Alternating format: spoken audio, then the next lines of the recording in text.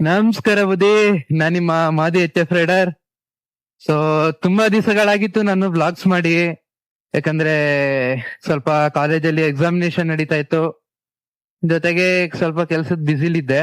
So ಅದರಿಂದ ನನ್ vlogs ಗಳು ಮಾಡೋದಕ್ಕಾಗ್ಲಿಲ್ಲ, ಕ್ಷಮೆ ಇರ್ಲಿ.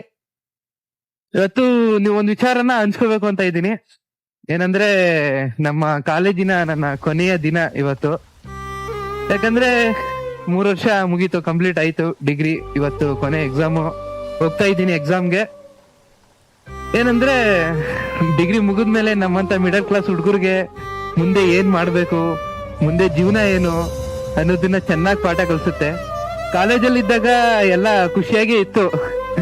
ಯಾಕೆ ಫ್ರೆಂಡ್ಸ್ಗಳು ಓಡಾಡ್ಕೊಂಡು, ಯಾವ್ದು ಮನೆ ಟೆನ್ಷನ್ ಇರ್ಲಿಲ್ಲ, ಕಮಿಟ್ಮೆಂಟ್ಸ್ ಇರ್ಲಿಲ್ಲ, ಏನು ಇರ್ಲಿಲ್ಲ.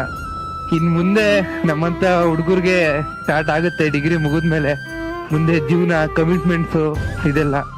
ಆದ್ರೆ ಈ ಕಾಲೇಜು, ಈ ಜಾಗ ಯಾವ್ದನ್ನು ಮರೆಯೋದಕ್ ಆಗಲ್ಲ ಜೀವನದಲ್ಲಿ. ಸೊ ಅದರಿಂದ ಕೊನೆ ದಿವಸ ಕಾಲೇಜ್ಗೆ ಹೋಗ್ತಾ ಇದ್ದೀನಿ. ನಮ್ ಕಾಲೇಜಿನ ರೋಡು ಇದೇ ಕೊನೆ ಅನ್ಸುತ್ತೆ ನಮ್ ಕಾಲೇಜ್ ಲೈಫು. ಸೊ ನನ್ನ ಕೊನೆ ಬ್ಲಾಗು, ಕಾಲೇಜ್ ಎಂಟ್ರಿ ಆಗ್ತಾ ಇದ್ದೀನಿ. ಅದೇ ಮತ್ತೆ ಪಾರ್ಕಿಂಗ್ ಏರಿಯಾಸ್ಗಳು,